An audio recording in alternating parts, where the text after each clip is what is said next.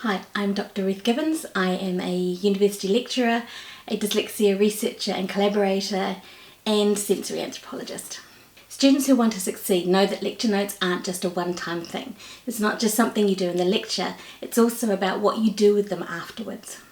So we're going to bring in some different elements here to help to solidify that knowledge. And you'll find that as you do that, you're going to remember things from your class that maybe you didn't take notes about before. So we're still working with the 3 M's, and we're going to start this time instead with making. Now if you remember, making had 2 different elements. It had that physical doodling with a purpose, and it also had the oral, which was basically just hitting record whilst you're in class and taking notes. So let's start with doodling with a purpose. So we have all of our images that we've gathered through the class. As you'll see, they're all in one colour. Colour comes now. So you can use different things from felts to highlighters. You can use colouring in pencils. You can use all sorts of resources, including watercolour as well. There's pens, and as I'm going to use a particular pad.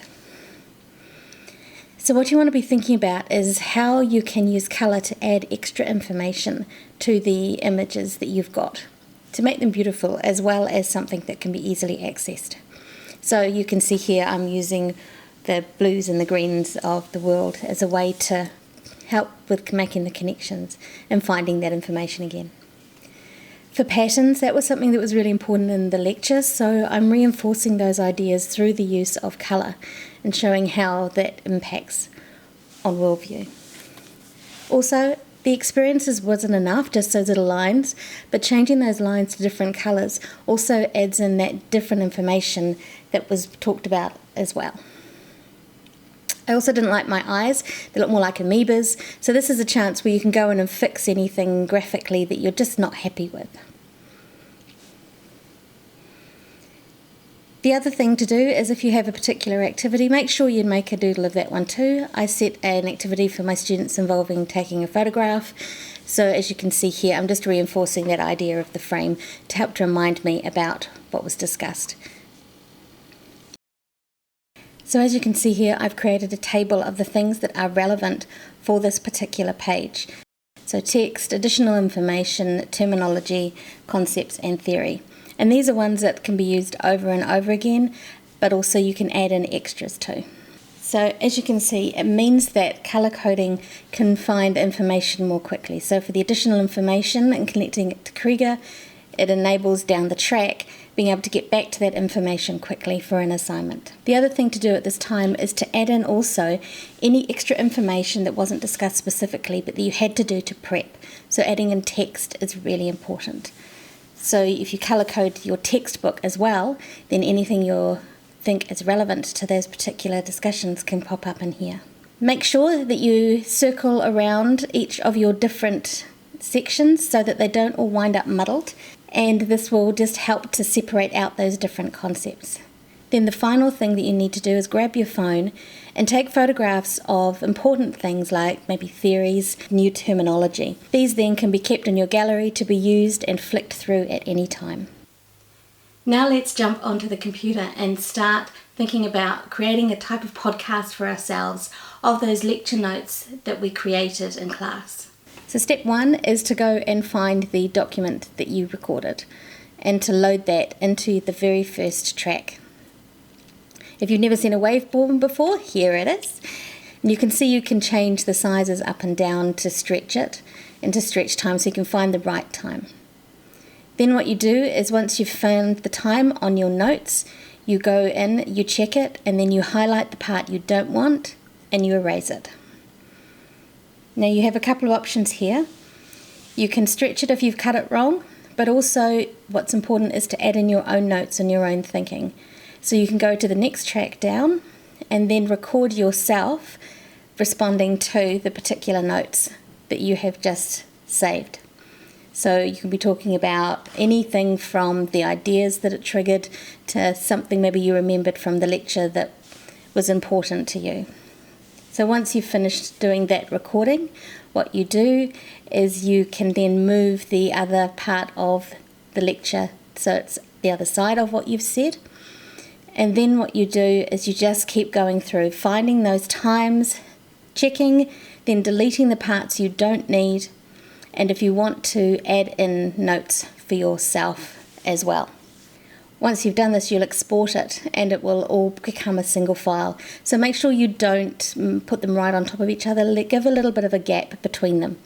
Otherwise you can wind up with some interesting sentence structures. So what you've done is create your own podcast of the highlights reel of the lecture, the important pieces of information you need. The next of the 3 M's I want to look at is modelling.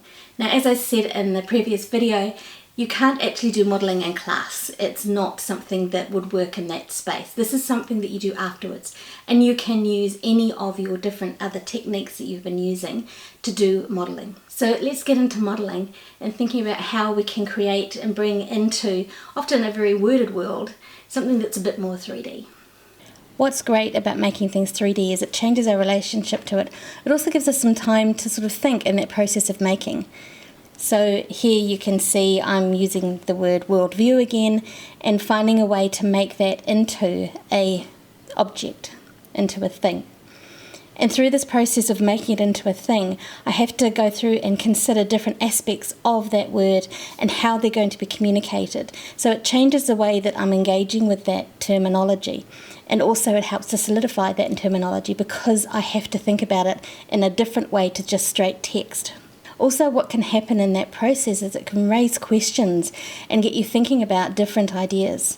So it's important after you've completed it to go through and write notes on a page around the outside of it.